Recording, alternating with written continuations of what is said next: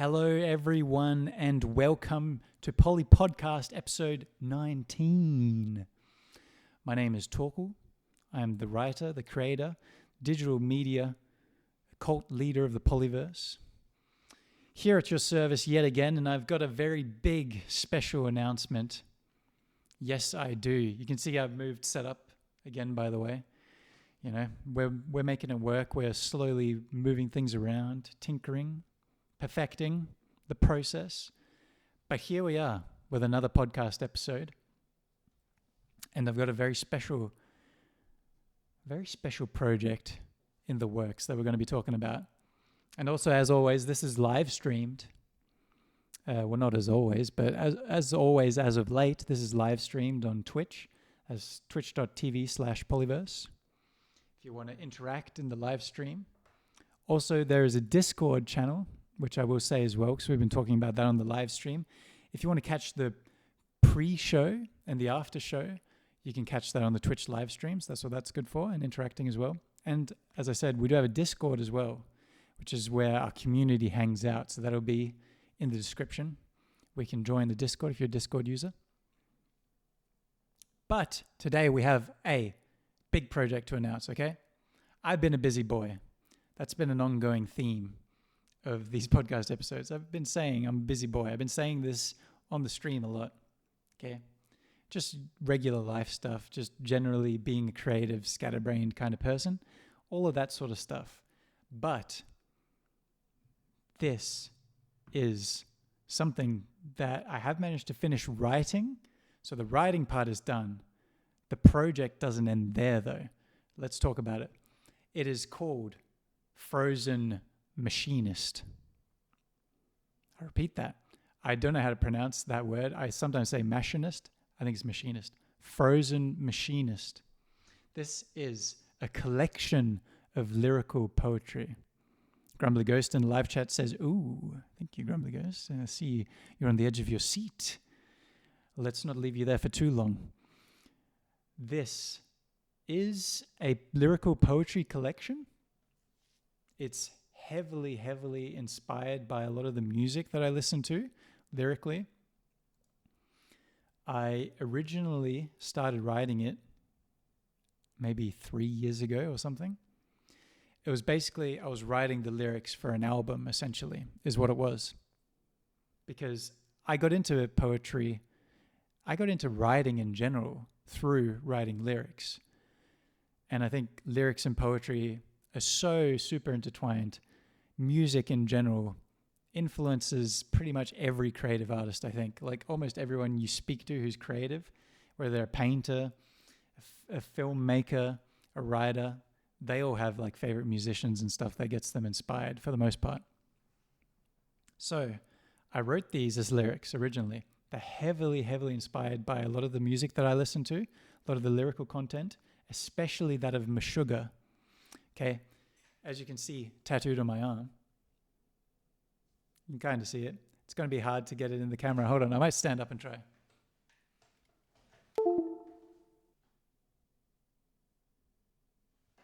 Yeah, there you go. For anyone watching the video, you can see I just put my arm in the webcam.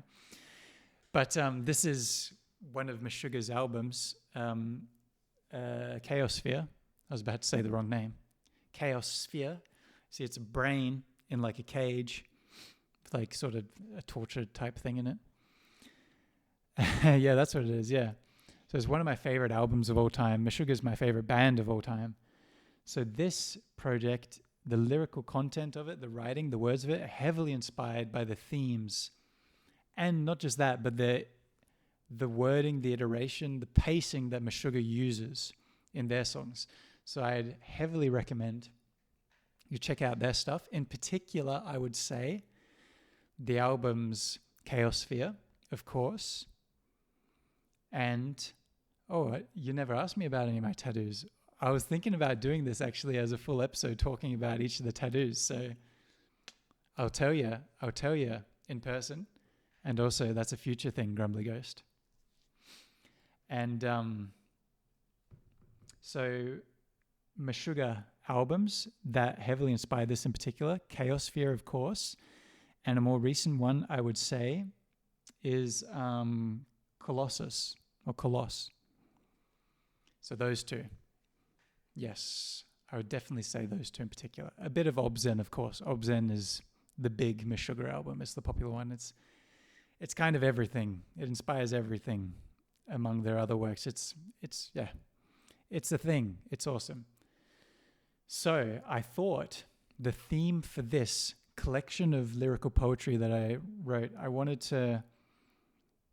I had this, okay, so this is crazy, all right? You guys, you know that old TV show? It was like a cartoon. It was called like Metalocalypse or something like that. And it sort of shows this story of this Metallica or like Slipknot kind of band that's larger than life. You know, they're massive. They're like everything. Everyone loves them. Kind of cultish, you know? And they like run the world in their own way. I kind of had this fantasy of that for Meshuggah because I really like Meshuggah so much and they've been growing in popularity. So I thought, and they're getting old now. They're like in their 50s and 60s. So I thought, what if they don't have to stop making music? What if they just slowly change out their band members for people who share, you know, the skills and the beliefs and the aesthetics and stuff like that of their music, and they continue it on forever? So I played off of that fantasy with this Frozen Machinist. And their music style is it's often described as heavy machinery at work in like polyrhythms. All right. It's heavy metal, okay? It's math metal. They unintentionally invented the genre djent, which is called djent because the guitars make the sound that kind of sounds like that word, djent. So that's what it is, okay? So the Frozen Machinist, that's a bit of background of that side of that. And the Frozen part, I liked the aesthetic of tundra, of the Arctic, things like that. So I thought this is a thematic kind of album in my mind. And that's the content of the lyrics as well. So yeah, that's the stuff, the overall theme, the stuff behind the words and everything. Like I said, I've been working on this for years. I've been slowly just tinkering away at it every now and again. It's not a particularly big project. I could have finished it in like a month if I wanted to. But of course, I did other things in the meantime. But in between my busyness, I just realized I had some free time finally. And I sat down on the couch on my laptop and I finished it. So that was awesome.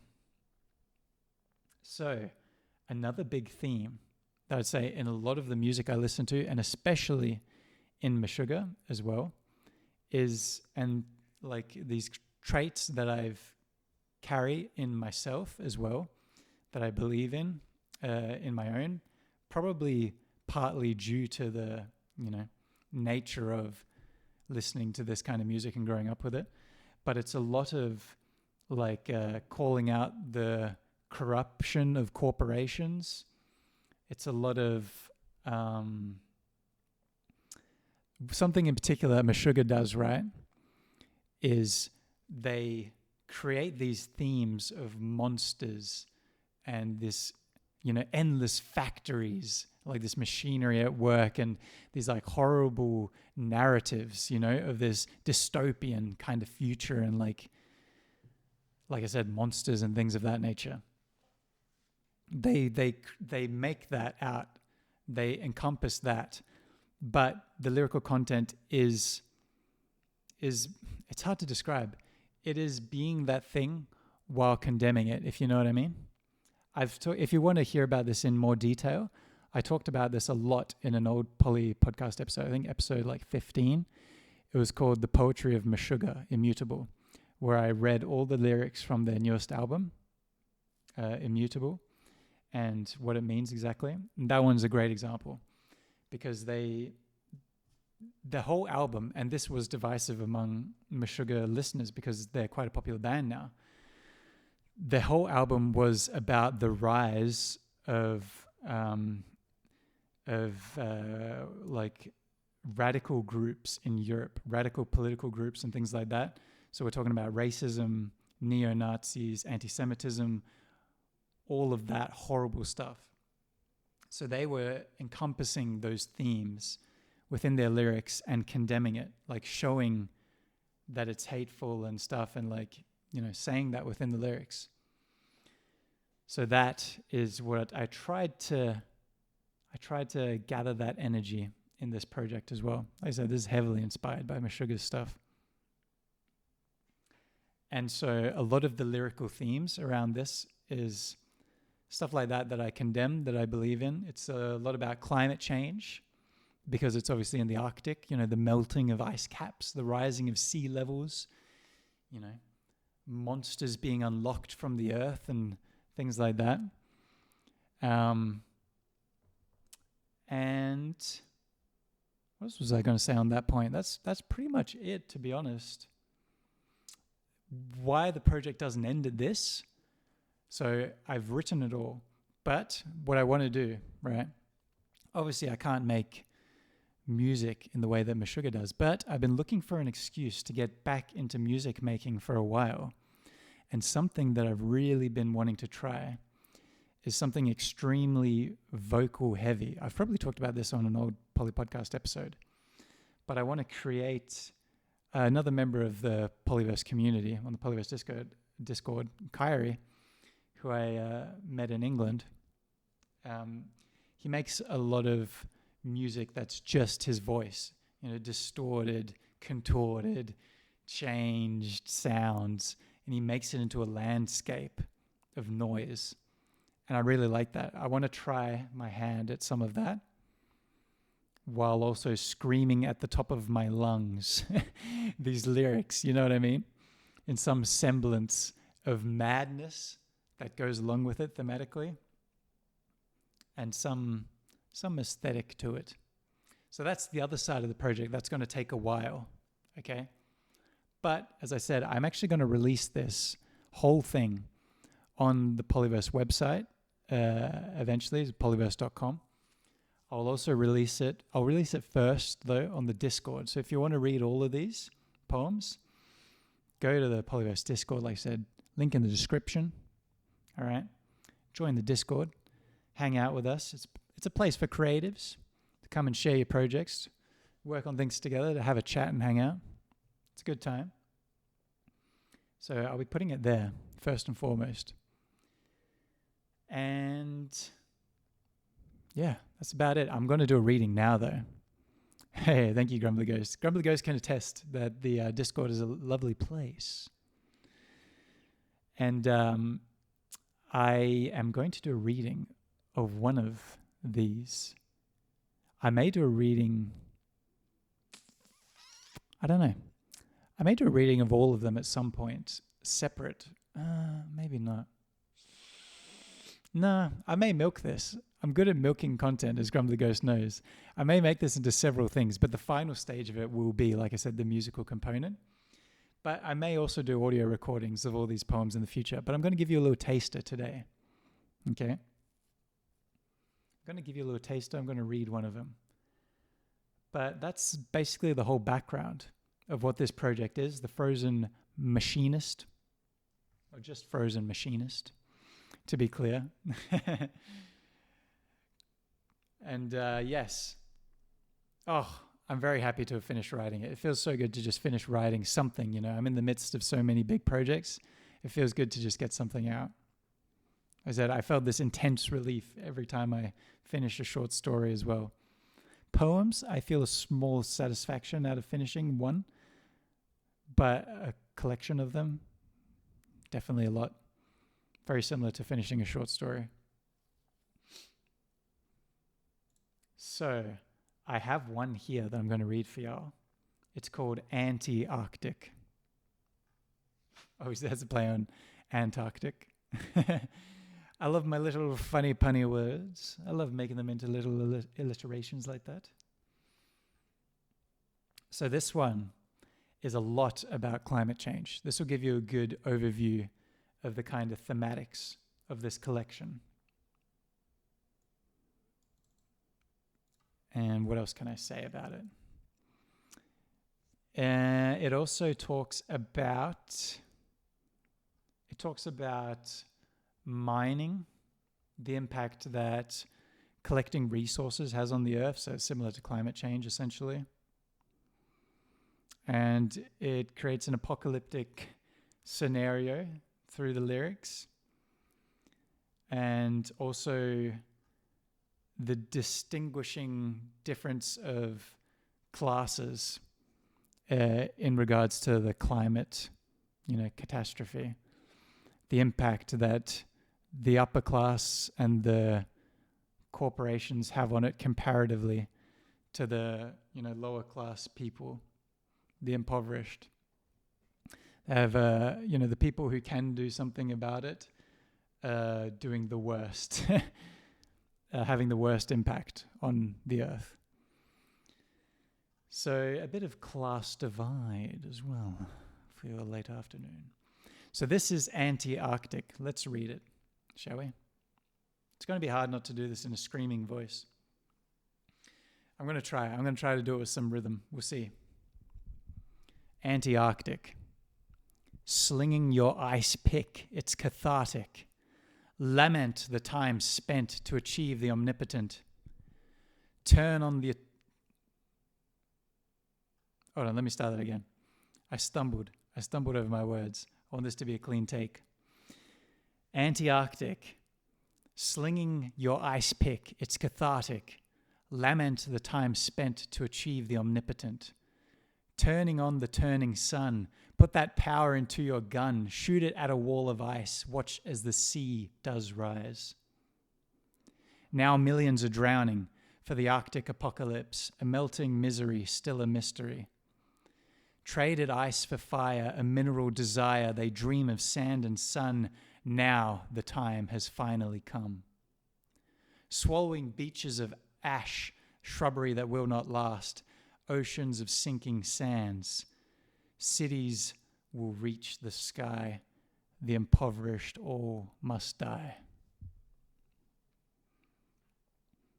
Damn. Okay? Heavy stuff, okay? Hot diggity dog. Hey, thank you, Grumbly Ghost, for the claps. Yeah, like I said, this is inspired by metal music and a lot of my musical influences, in particular Meshuggah. Also, other similar ones that I will say that are heavily inspirational to this are The Ocean. They do a lot of stuff about climate change. Their albums in particular, I will say, are really cool because they're each a different, what are they called? Epoch, a different epoch. Each album is named after a different epoch. And the lyrical content is all about climate change and stuff like that. It's awesome. So that's a heavy influence.